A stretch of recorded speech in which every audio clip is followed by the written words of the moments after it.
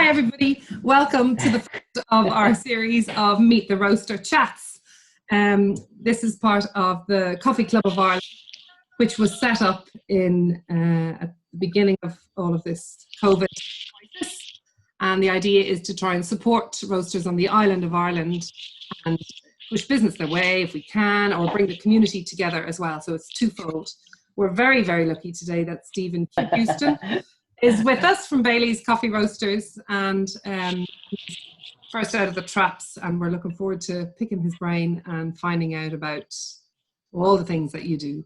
So we've a few questions. There's four of us on the panel. We've Lizzie Skelly, Trish Ferguson, and Maria Cassidy, and myself, Julia Murray. And we have all been working away in the background trying to reach out and communicate and involve people, really. So, Stephen, I'm going to kick off with this. We have a few questions. I'm kicking off with the first few, and then Maria has some, Lizzie has some. And at the end of all of this, we've got a very fun round of quick fire curveball questions, which we hope you enjoy. And the idea is that you answer them quickly and we don't respond. So the first question that I have for you is, tell us a bit about your coffee journey and how did it start? Okay. Well, thanks very much for having me on. It's always nice to be the kind of first. It's always the scariest, but hopefully I'll do okay. My coffee career started. It'll be actually 6 years this year. It'll be 6 years this July. And it came from nowhere. Like I think I've told this story a couple of times now. I was at a point in my life where I needed something new to I'd worked in like call centers. I'd worked in like a couple of retail shops, and I was just like fed up with never.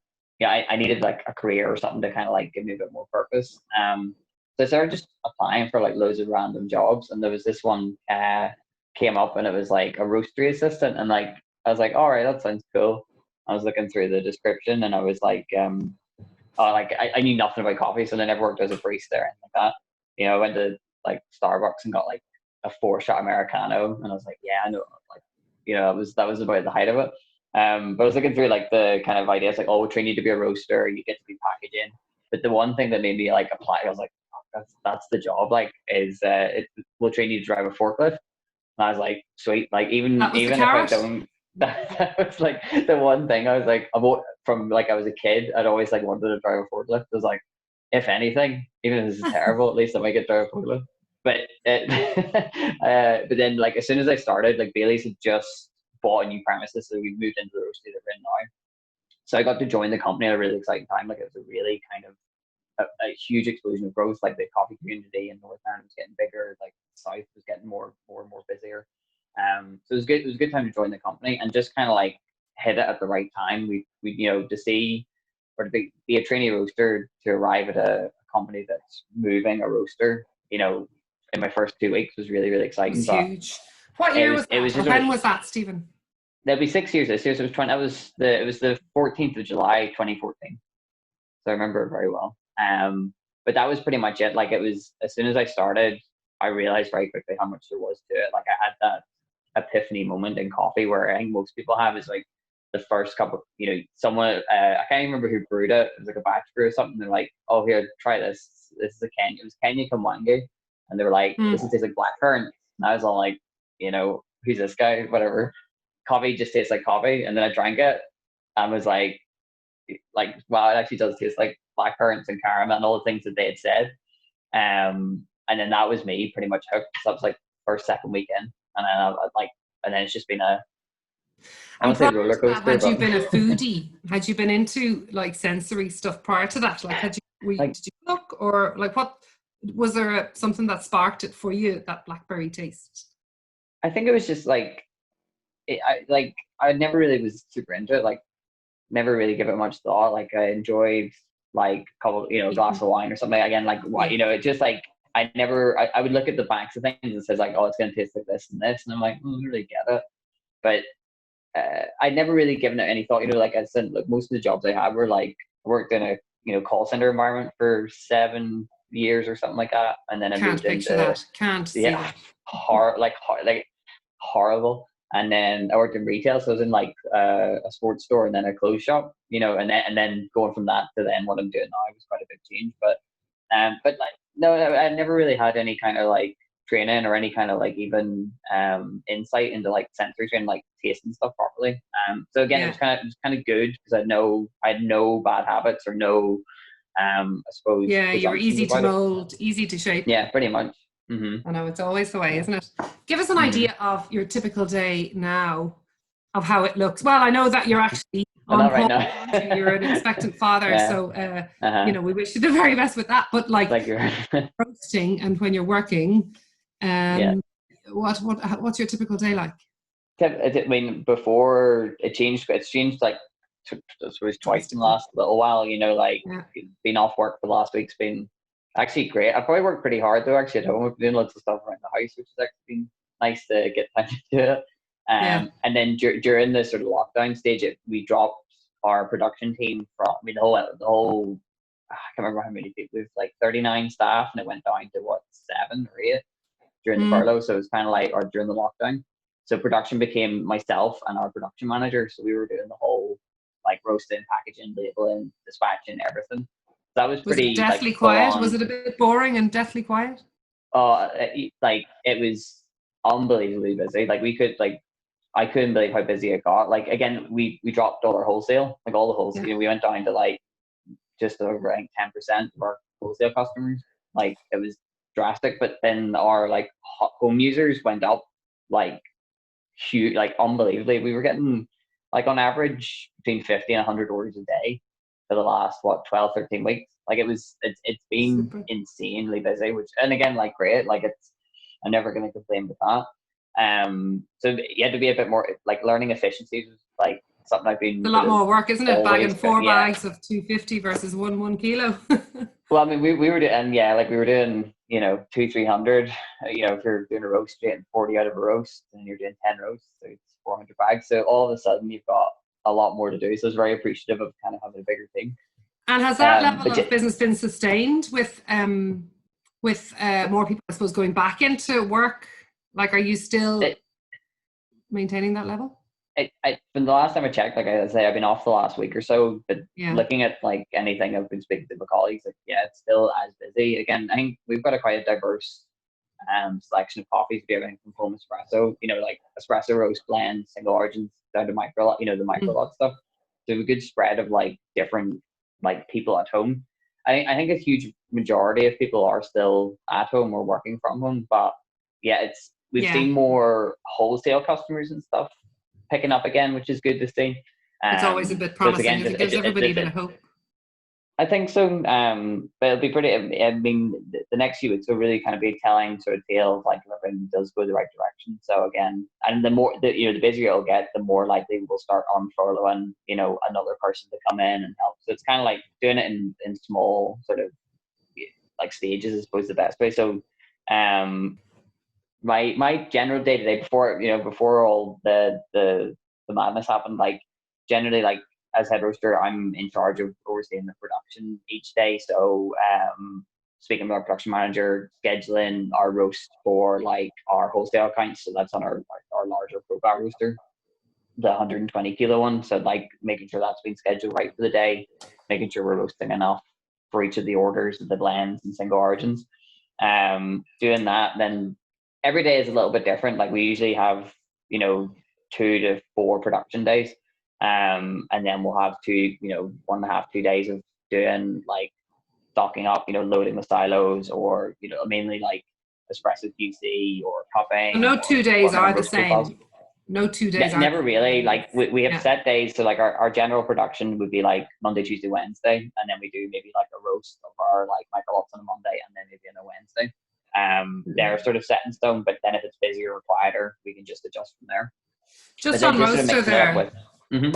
Just on the roaster, you've mentioned you've got one 120 kilo Probat. We got another one. I have a question from one of our followers for you on kind of roasting as well, and it's Liam Redding from Velo Coffee. Oh yeah, Cork. Hi Liam. And he asks, how do you profile coffees, and how do you come up with a new roast profile, and what changes do you make to the coffee to make it as good as possible mid roast while you're roasting? So I suppose it's 2. What size roasters are you working on, and how do you profile? Okay, so again, well, generally the way like Jan or Green Coffee Buyer will buy the coffee is we'll have a set idea of what it is we want it to be. So Mm-hmm. a lot of the coffees we're buying in are going to become like a single origin espresso or a single origin, or they'll go into our blends. So usually before our buying stage, when we're like, we'll have kind of a set idea of what each coffee we want it to be, depending on the size of the lot, the quality, and things like that. So there's a lot of consideration when it comes to that, especially when it comes to buying. Um, we have we've two sample roasters, so we've got the 2 barrel and then 5 barrel. So that's usually where it starts off. And they're just roasted pretty much to see what the coffee has, what kind of qualities we're dealing with, for evaluation. And then it moves on. We have a 5 kilo probat, 22 kilo probat, and then a 120 kilo. So they're all very different machines. So usually we'll have, no, you can not say you can roast them all in the same different coffee. We'll, as I say, we usually have a set point of where we want this coffee to be or what we want it to be used for. So if it's going to be, if we're buying a container worth of it, it's going to be obviously a single origin espresso. So I'll profile it really terrifyingly on the big roaster. And it's hard. It's generally like I'd like to think by now I've got a lot of experience in like how the roaster, again, being there when that roaster got built and seeing how it works and understanding it fully has given me a lot of insight into like how it works. Everything that you would usually have to deal with, like how much gas, how much airflow, heat up times, all those different parts to it, and just understanding how it affects the roast as well. Again, it's hard to sort of with the big roaster, everything's fairly automatic, so we have to sort of key in everything as we go, at the start, and then it's repeatable. So What's a it's an Cropster, or do you incredibly use so the big roaster has its own software, Probat. It's called Probat Pilot software, and it's integrated with all our ordering systems. So everything, like when you order coffee through us, it goes, pretty much into our computer system that we can see. So it's all very, very smart. It's all very automated now. We still have a lot of control over each of the profiles, but the reason, we went for automation was for one of our biggest things that we're proud of is our consistency and quality. So being able to consistently roast the same coffee, for 6 months, a year, whatever it is, and for it to be the exact same flavor profile each time is something we're really proud of. So it's huge. It's a lot of background work to it in terms of like tweaking profiles or changing end temperatures and modifying the lengths. But once you've got them locked in, you're kind of just, it should stay like that.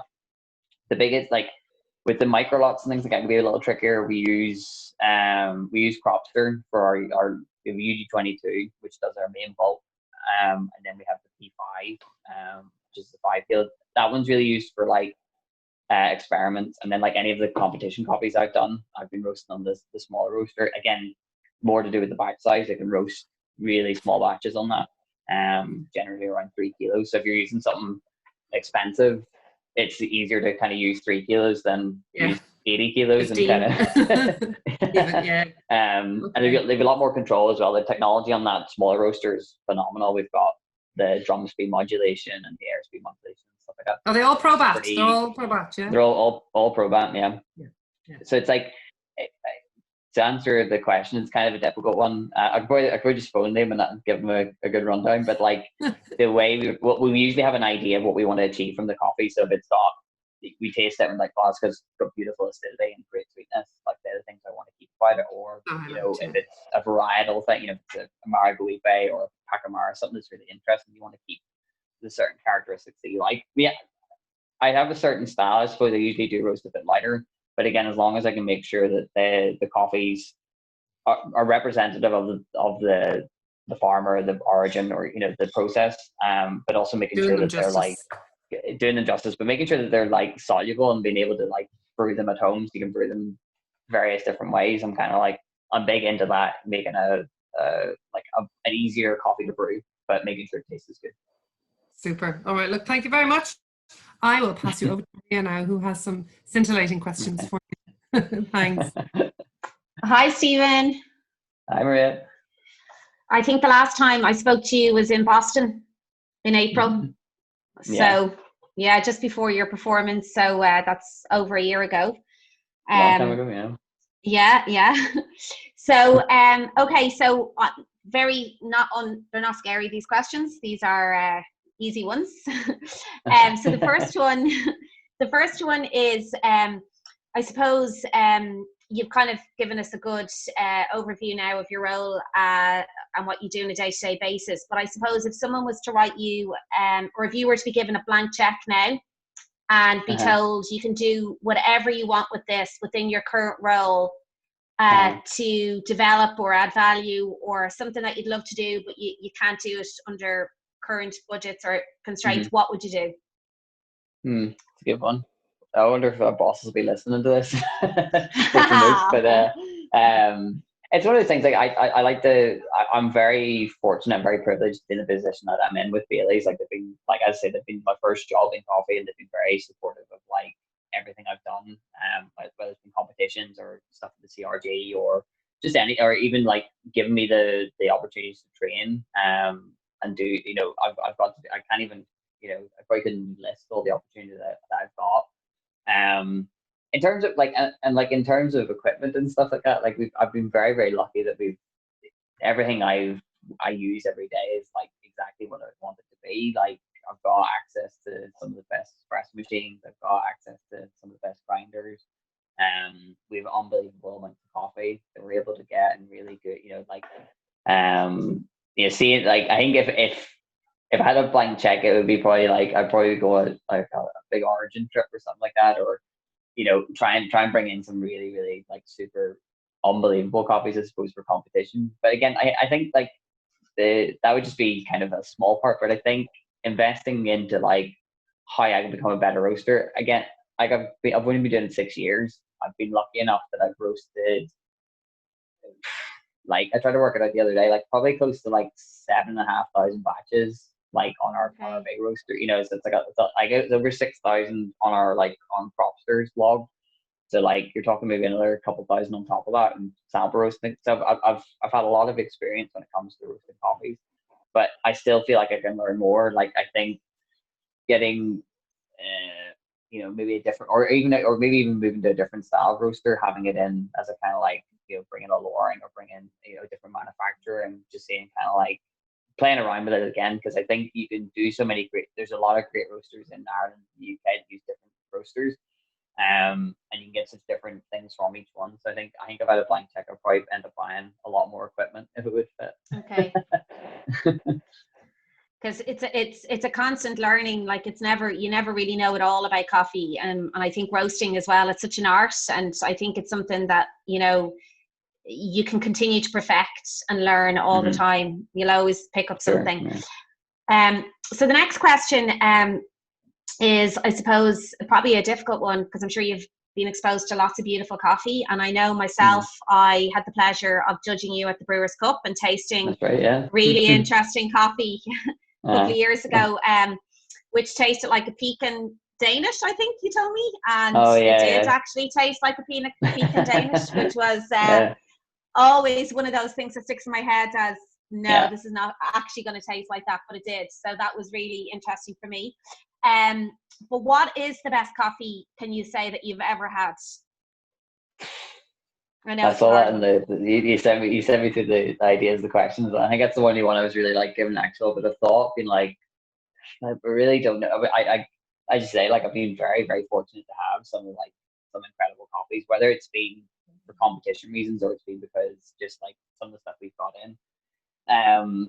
You know, I think some of the best, like, memorable ones, like as you say, that one I used for Brewers Cup 2019 in Dublin. That was the Costa Rican El Diamante.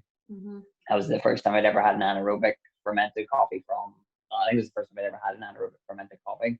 And then the coffee I used in Boston that later on that year was another one from that mill. It was a different farm. It was the La Ortega. I think, like, in terms of like, it kind of opened my eyes a bit more to like really understanding a bit more. Well, not understanding it fully, but like looking into processing a lot more and being like, you can take a beautifully, you know, grown, very well looked after coffee and create these, like, you know, there's these unbelievable ways of processing it to create like another level like of complexity or another layer of something that's interesting with that coffee. So I think it's like that. It's very hard to pick like one coffee, because like I've got coffees that are just maybe like a Colombian, but I got to drink it in this like really nice place. Or there's a lot of coffees I have that are like have that kind of memory attached to it. But I think it's like a standout, like top quality, great story behind it. Like one, I really understood how to roast well is, getting ready to go to the Worlds in Boston. Like I got to spend a lot of time working on the profiles for that, like spending a lot of time drinking it. And again, just to kind of like inspire me more to look into like really trying to understand like how much processing is, how important it is and how actually amazing it can be as well. I think so. Like it kind of like started a bit more of like just learning a bit more about how you can do it right, because it was such a great example of like you could taste the quality of like the varietal of it, but you could also taste the processing, and it was super complex to that. Yeah, because actually, just when you're talking about processing, and I know obviously you probably had some exposure to the Sensory Summit in Davis in January. They did an awful lot around processing and the influence of processing on taste. So I think we tasted like 8 different processes. One coffee processed 8 different ways, and it was just unbelievable, the difference. And we all understand and we know that it can change, but when you're tasting it side by side, it was a real eye opener for us to do that. So for sure. So my last question for now is, what do you think will be important now for you as a roaster to consider when sourcing in the future, faced with the changing trading environment that we're entering into, and also taking into account, I suppose, what we've all been facing, which hasn't gone away, but I suppose it's taken a bit of a backseat around just sustainability and the challenges we're faced from I suppose a trading environment, and also from an environmental sustainable place. Yeah, I think it's something that keeps coming. I've been trying to listen to a lot of like podcasts and different interviews about kind of like getting different people's. It's something actually we were doing in the CRG. We've done a series of like it's called Still Roasting, and it's basically talking to like different roasters from all over the world about the kind of like current changes and things that are gonna be affecting us like later on. I mean, it's been sort of 3 months now, and like we would like, I think the biggest thing will be like it's the uncertainty, I suppose, of like how we're going to buy coffee in terms of pricing, in terms of whether or not the countries can import, export, all those different things. I think it's a huge unknown at the moment. Like we've been lucky enough in terms of if I think just specifically at Bailey's, we've already had a lot of our coffee bought for this year. So again, we're sitting on kind of like good quality coffee that's still really fresh. We've plenty to keep us going. Now that's been fine for the last few months, but if this doesn't improve or our wholesale drops off completely, it will be a bit more worrying at that stage from a company point of view. We also wouldn't be buying as much, maybe next year. But at the moment, we can, the growth's it's very easy to keep track of, so we can use that sort of information at the moment to sort of decide how we're going to buy coffee next year. If we're going to, we were buying maybe say 5 containers or 6 containers from Colombia, that might have to change to like 3. Again, the knock-on effect on that will be the relationship we have with our producers over there. We can't buy as much coffee that that we were buying the last couple of years. How is that going to affect them going forward? Are they able to can they keep their staff on? Can they, especially something like Comet Cafe in Colombia, who again we buy, like as I say, like 5-6 containers a year. That might have a huge knock-on effect to them, and that's over. I think they have 1,500 members or 2,000 members. It's a huge amount of people you could affect, and they're also going to be affected by this. So it's there's so many. It's very much there's so many little sections to each part of the supply chain, and it's still very uncertain. Some countries have hardly been affected by it. Some countries have had massive problems with it. So that's going to be a worry, obviously, for like Jan, our green coffee buyer, in terms of how much we can buy, what kind of qualities, and keeping an eye on it as well, and just checking as long as we're still sticking to how we buy our coffee and being able to give a fair price to our producers and making sure that they're looked after, we get the coffee that we need, and then we have enough then for our customers. There's still a lot of uncertainty as well. Like I see a lot more places which are opening now, which is great. Again, like wholesale, people do want to get back to some sense of normality. It's one of those kind of like, it's still very early stages because the virus hasn't gone away. Like we've no vaccine, we've no things like that. So it's people trying to adjust to that kind of like new norm where you've got like the screens up and the one-way systems and stuff. So I think it's still very early days to sort of see how that's going to be sustainable for the cafe owners, for the consumers to keep doing that, and it's just going to keep following its way back. So it's a very difficult one to answer, and I've been listening to a lot of different people, a lot of different perspectives, and I think everyone kind of shares the same kind of. Everyone's remaining very positive about it. Again, we're lucky; we've got a lot of really good, solid relationships we've built over the last like 4 or 5 years with our, our where we buy our coffee from, and they understand exactly what's going on. So I think it'll probably just be like keeping positive and seeing how we can like work with each other. And if again it means kind of like not buying as much, but paying more prices, I can't answer that exactly. But I think it's just a case of like seeing how keeping an eye on it and keeping an eye on like how things are developing, and feedback as well. I think the important thing now, especially even you doing this, people keeping the conversation going, people being open about it, I think it's really, really important. And trying to help each other as well, because again, if there's so many roasters that are all kind of like we're all competitors or whatever, but at the end of the day, if we can all help each other, that means there's more people roasting, buying coffee from the same producers in the same country. So I think everyone kind of has to like look out for each other, which I think that'll be further. I think further down the line, we'll see that kind of change in maybe how we buy coffee together and things like that. Yeah,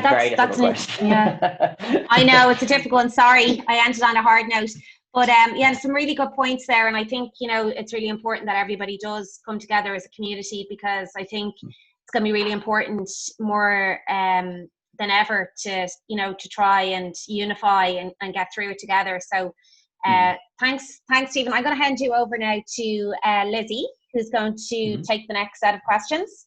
So I'm going to pop myself on mute. Thanks, Maria. Okay. Hey, Stephen, how are you? I suppose I'm just going to kick off with this question. And the reason I was so adamant to ask you this question is because I think we may have shared this moment on a scoreboard where both our names had disqualified after it. So in your career to date, what is your defining laugh or cry moment? It's like I kind of forgot about. I tried to forget about that moment because that was Cup Tasters 2 years ago, 3 years ago, 2 years ago. Yeah, 3 years ago. That one second over time. It was 3 years ago. Yeah, because last year I managed to get 7 out of 8, but it was like I wasn't quick enough. So it was my laugh or cry. That's definitely one of them, because I was so like, yes, I've got this. I've got through the first round. It was just that one. Like it was 10 seconds, I would have been fine with it, but 1 second. Well, I was at a minute, if that helps. Yeah, they made me feel a little bit better. No, I didn't. God, laugh or cry moment. I don't know. That I suppose that could be because it was. Let me just try and think. That was pretty bad. Like I still don't like talking about that. Thanks for bringing it up.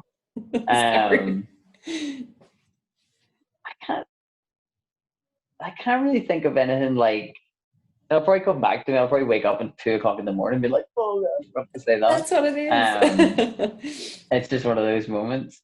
Like I think about like laughing moments. I have a lot of laughing moments. Like I have a lot of fun, especially when it comes to like getting ready for competitions and all that kind of stuff. There's always a bit of like, there's always those kind of like,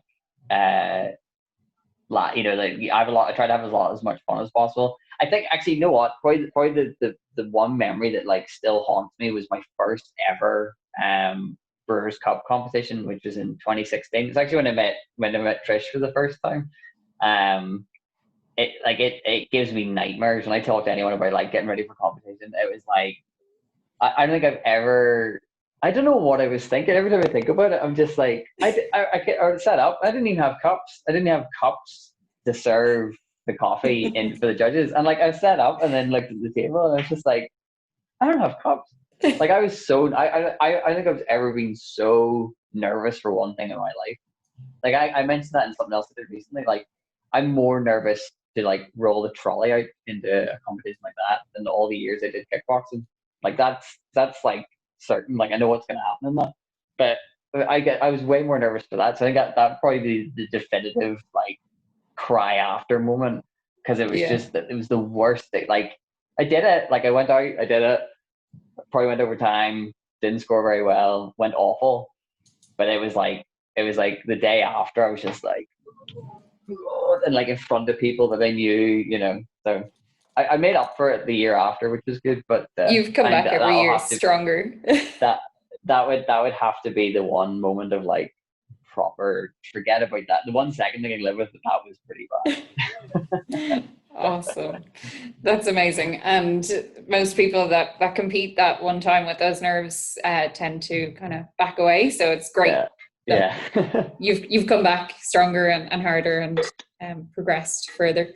Okay, so the next question I have is, in terms of continuing your development within your role, what kind of activities and stuff do you take part in, if any?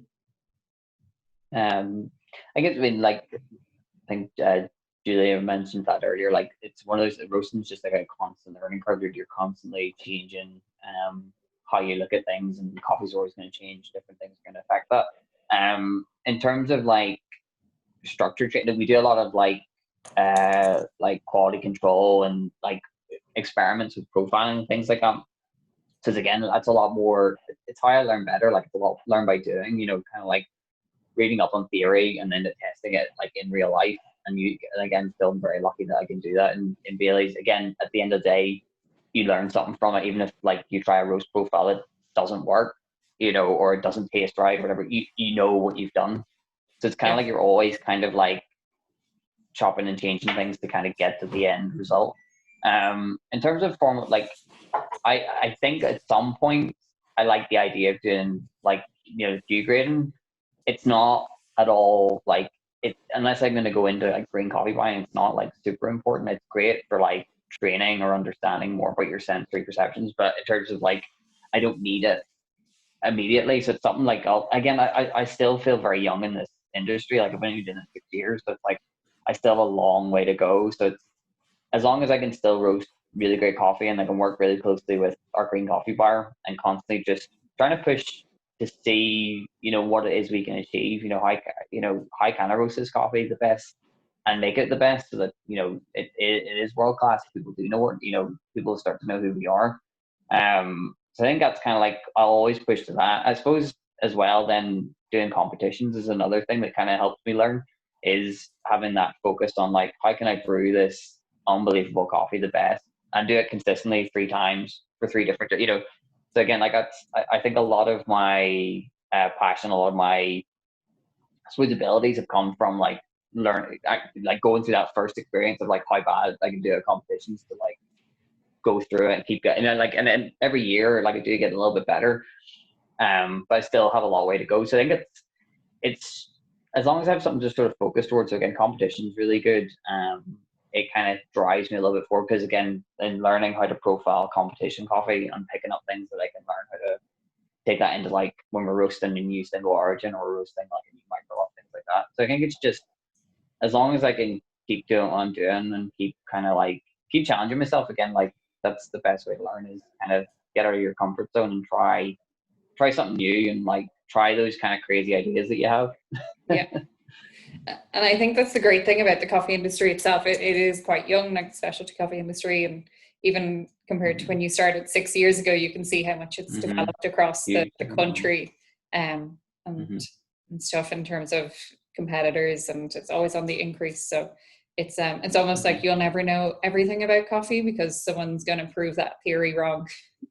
I think that's what I love about it the most. Thing like when people always ask me like, because I have a lot of passion for what it is I do, but I think that's one of the big things I love most about it, is like I've known people who've been doing it 25, 30 years, and they're like, they still learn stuff, and they, you know, and it's like I only did it 6 years, so it's that kind of like, it's frustrating, but it's also like really exciting to like, because you'll never be bored doing this. Exactly. Every day is a school day. Sure, definitely. Yeah.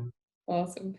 So you are on the Roasters Guild. Tell us a little bit about your position on the Roasters Guild and what your intentions are for the expansion of the guild across the island of Ireland going forward.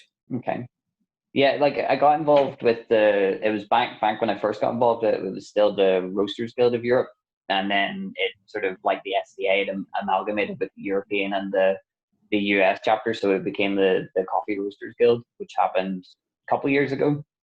So I've been involved with it for a few years, and it was just like, it's kind of like the Barista Guild. It's like it's a resource. It's not, it's online, it's in person, like events and resources that we can specifically design for that section. So it's like, it was a great learning experience, because it was like I got to go to the camp a few years, like what was that, 2016, and it was just like having somewhere where you can go and meet like-minded people who do the exact same job as you, and like all learn together and kind of like bounce off each other and things like that was kind of why I wanted to get involved with it. So I got involved with it was Lisa Lawson, who runs Deer Green Coffee. She was one of the working groups that was kind of working on membership and things like that. So I got kind of in with that, and then just kind of stuck with it. Like went to the camps, went to like volunteered a couple of times. Any of the trade shows we were at, I was always kind of like hanging around, and just meeting people. Like it's about creating that like a huge global community of coffee roasters that we can all kind of like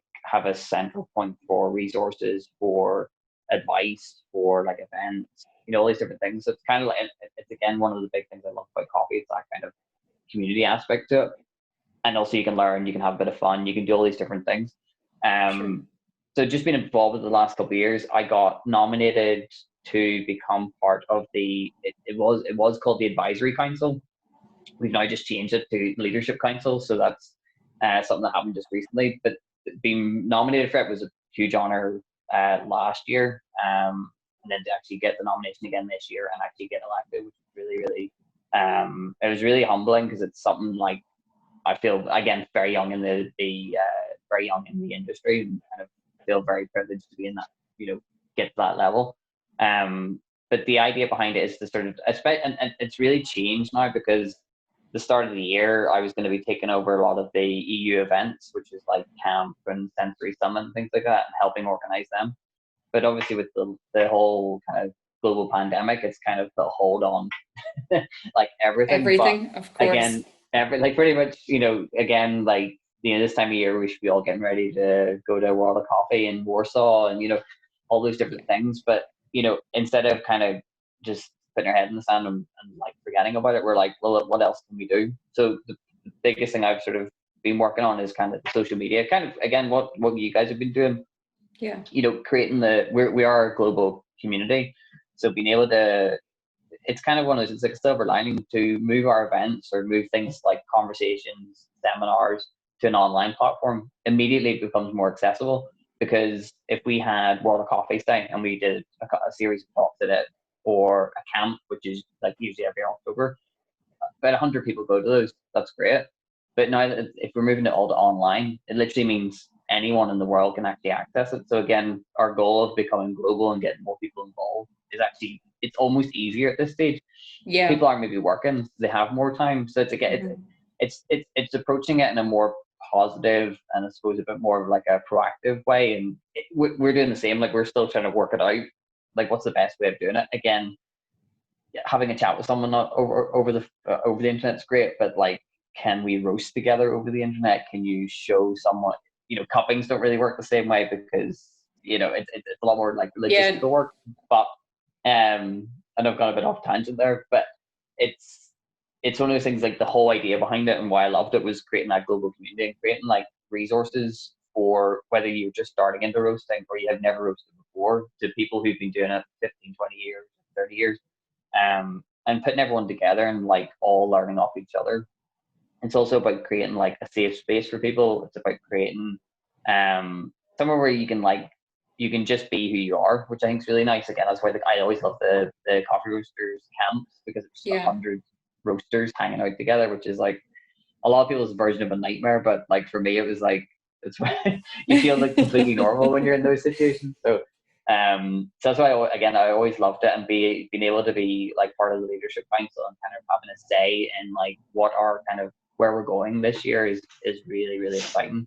And like from again, this is on a global side, but again, I always want to look at what we're doing here. So I get spoken to you before about like I've been trying, and I was like, again, flipping pandemic, like I and everything pretty much. I pretty much everyone ready for doing the first ever Irish Roasting Championships, which I think I was trying to push it to sort of towards the end of the year. But then as the year started, things started getting moved back, and then obviously all this happened. So it's put a hold on a lot of that. But again, part of my sort of ambition this year was to try and get like a first ever Irish Roasting Championship. So fingers crossed we can do it next year. But I'm going to get a bit of help with the CRG to kind of help promote that. We're going to do an event based around the roasting championships and things like that. So hold tight for that one. But again, I believe like the roasters we have here in Ireland, ones we have in the UK, are some of like we are the best in the world, and like some of the coffees coming out now, especially with like there's loads of new roasters coming out. There's people rebranded. There's people who changing things up. I think it's a really exciting time, and I think it's something I really wanted to focus on this year, was kind of like localizing what we do, and then obviously making it on a larger scale. Yeah. And I know we had kind of touched on the topic of roasters competition in 2020 as well, a while ago, and obviously the pandemic has put a hold on quite a lot of events. But on the bright side, we have 2021 to look forward to, and we'll have more time to plan everything. So really looking forward to that. So tell me, before I hand you over to Trish for the quick fire round, have yourself and Elaine been able to source shirt provider for mini versions of your shirts? I've been working on it, because I was like, the one thing I was like, I'm gonna have to say, it takes a lot of work to get the, like when I'm doing events, doing the competition, after like, right, I need to get a shirt ready. It's like it's on the list of like to do, like source coffee, roast it, shirt, So I'm gonna have to do a little more research to see if I can get them made into like smaller versions, so that like, if anyone knows anyone, please get in touch. It already cost me a fortune on top of like everything else, and now I'd be like tailor made. I'll say that'll be coming. Fantastic. Okay, Stephen, I'm going to pass you over to Trish.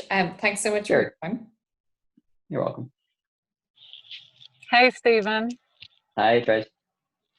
So you can see that I made my Zoom background make it appear like I'm in my car on the side of the road with a load of stuff in the back, but I'm not. I'm in my New York office. So I've just got some very quick fire questions. I'm not going to respond to any of them. I'm just going to take them. The first question is, if it couldn't be coffee, what would your dream job be? Forklift driver. I'll join you with that one. They're the best one. Okay. Marry, snog, avoid. Coffee origin partner.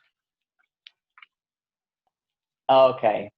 I don't think I'd avoid any of them. Like, they're all like, I'm always pretty excited by different origins. I think if I could, I would say probably my favorite is always going to be Kenya. Like, it's always going to be the one. So I'd marry that, and then I'd probably snog Panama. Avoid none of them. All of them are my friends.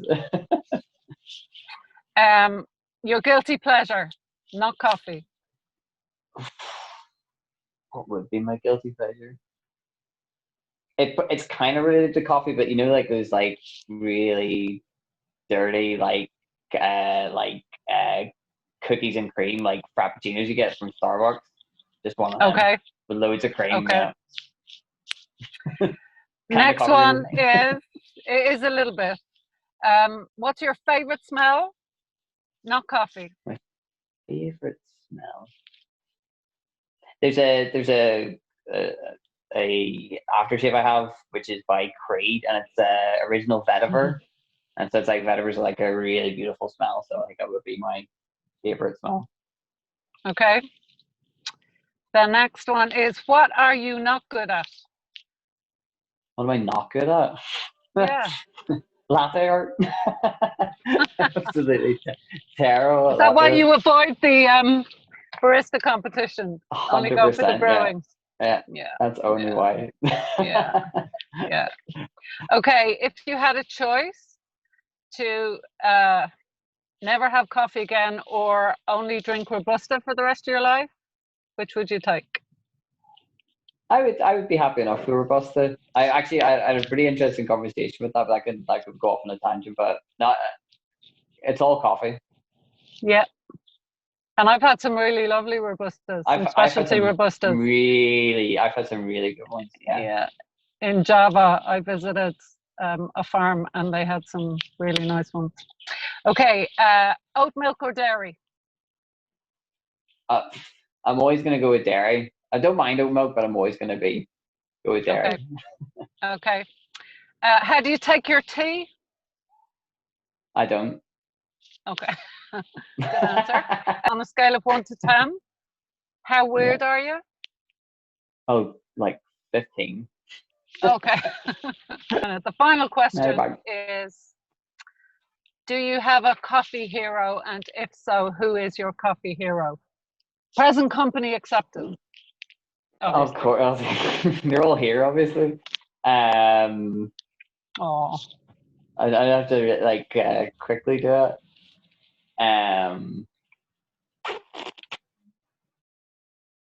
Oh, that's a tough one because there's a lot of people. We need a timer. My probably like the one person who I always kind of come back to, like as I kind of like personally look up to, like personally and professionally, would be Sonia Grant from Iceland. Like she's one of those people that's like she's helped shape my kind of viewpoints on like coffee roasting and like being a professional and like competitions and everything, and she's done an awful lot for the coffee industry as a whole. So she'd be probably like up there, obviously up there with all yous as well, But this would be too long. No, Sonia's got a lot of qualities. I think there are a lot of people who would see her as a coffee hero. Yeah. Mm-hmm. Okay, there are your 10 questions. Really lovely to see you. It's been good to see you, Stu. It's a shame. I hadn't realized how important how much of a function the coffee events serve in keeping us all connected and bumping into people. It's always really nice, and it's great that we have this virtual space to do that in while we're missing each other. For sure.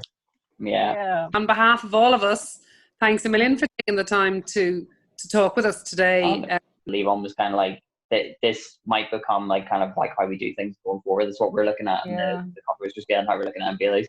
But like you realize very, very quickly that like the coffee community still wants to exist. So like people are wanting to do things like this. They want to speak to each other. They want to engage. But again, you just kind of have to change how we do things and kind of like just get a bit more creative. Like doing more online things is going to be probably what's the norm for a while. So it's again just think outside the box and kind of keep doing them. Okay, thanks, Stephen. Bye, Stephen. Thanks so much. Bye.